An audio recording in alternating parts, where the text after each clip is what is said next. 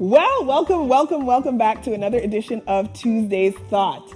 Tonight's this is going to be Tuesday's Thought testimony edition, I guess, because I will be sharing a testimony tonight.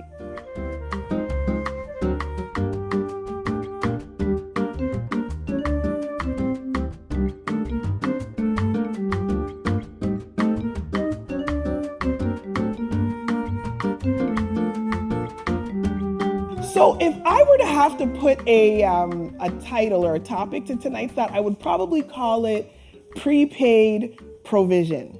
All right, so I used to have a mechanic that I absolutely loved taking my vehicle to. He was amazing. This was an honest individual. He would always, explain what it was, the work that needed to be done on the vehicle. He would show you the part if there was a part that needed to be replaced.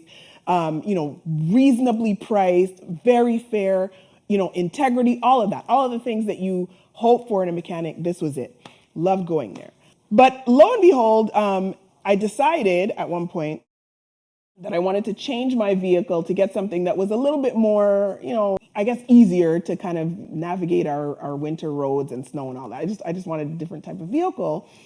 And so the problem is my mechanic only serviced German automobiles. And the vehicle that I ended up purchasing was not a German automobile. So it meant that we'd have to part ways. So I was pretty disappointed. Means I'm gonna have to find a new mechanic, all that. Anyway, shortly after purchasing the vehicle, so I'm gonna say it was maybe about 8 or 9 months, definitely less than a year, it ended up that I think it was a light that came on the dash. So I had to take the vehicle to the dealership. Now, the thing is, I was traveling at the time, so I had to take it to the dealership in the city that I was in. Took it in. It was a simple issue. They were able to fix it. But then they said, ma'am, we found this other issue, ABC, whatever the issue was. And I'm like, oh, well, that's strange. That ought not to be, because I'm thinking to myself, I just got this car. Anyway, I was going to be traveling, so I'm like, you know what? Let's err on the side of caution. Told them to go ahead and fix it, and then I would take it up with the dealership where I purchased it when I got back home.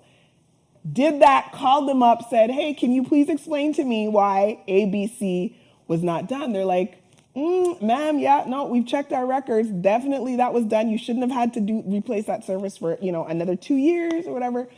So they're like, ma'am, I think what's happened is the dealership, because I explained to them I had to take it in, I think they upselled you or they upcharged you, something like that. Those of you that are in sales, you'll know the terminology. Basically, what it means is they convinced you to purchase something.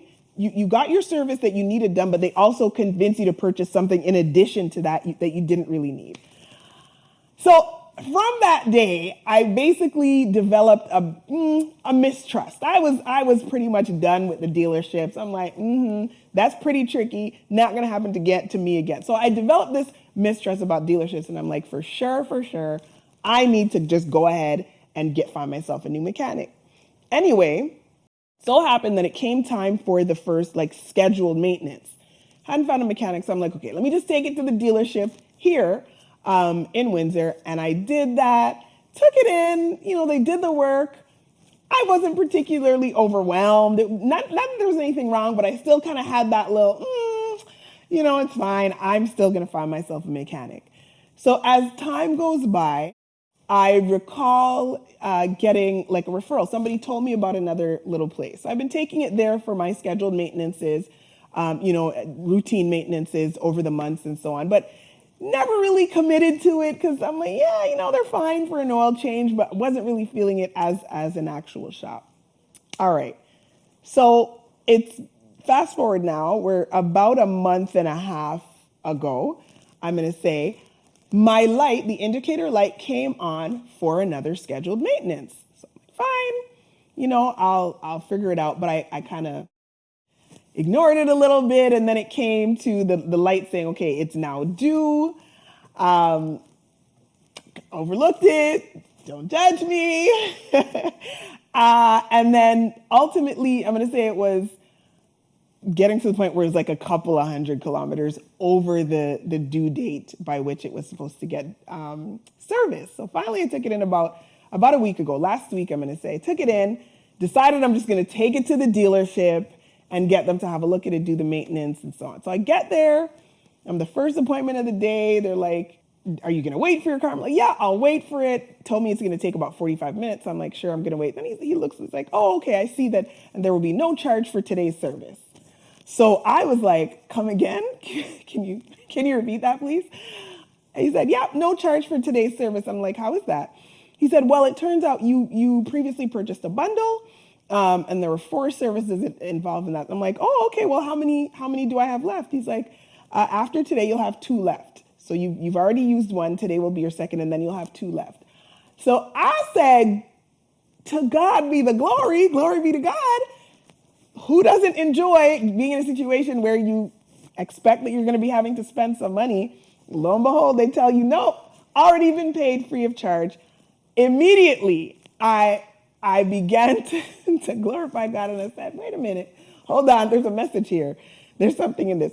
And as I was sitting in the lounge waiting on my vehicle, I began to really kind of just process it in my mind. And I'm saying to myself, my God, how many times do we find ourselves in a situation where because of our mistrust or because of a negative situation, we've built up sort of these walls and we're literally blocking out potentially the place or the person or an opportunity that was designed to be a blessing for us.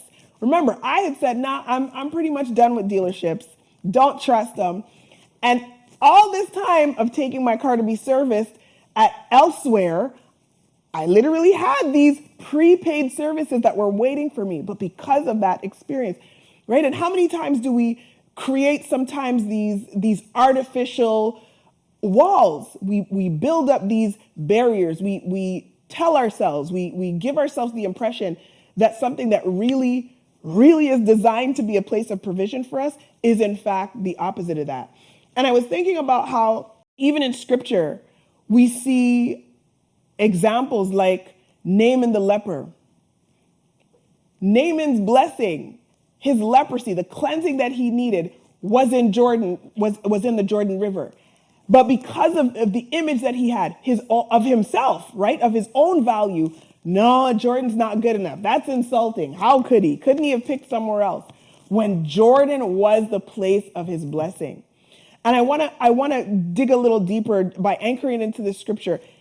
When we look at the prophet Elijah, as is accounted in 1 Kings chapter 17 and verse 9, I was really able to connect the two. It says, go, for I have commanded a widow woman to sustain you there. Arise and go. And I'm just paraphrasing. You can go and have a look at it for yourself.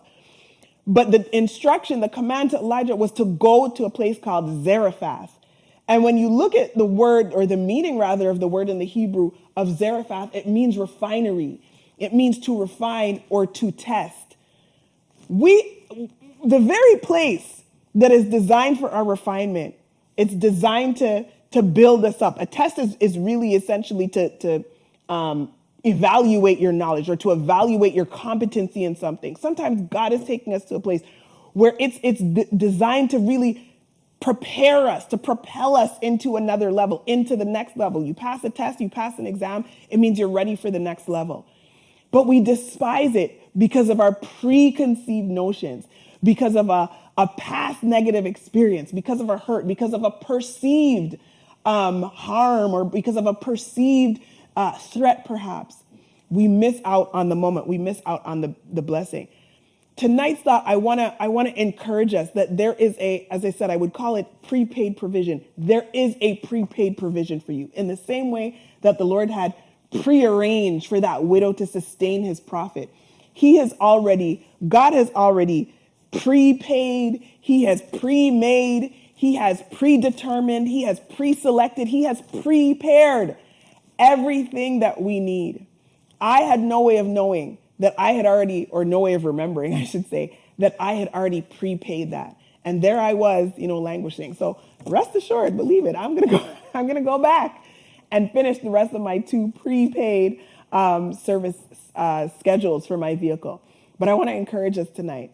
Let's think about, is there maybe an area in my life that perhaps I've closed off to some blessing, some provision that God has actually made. Let's evaluate that. Let's take a look and let's consider whether now is the time to open those doors, whether now is the time to go back and to possess what it is that God has already prearranged and pre-provided for us.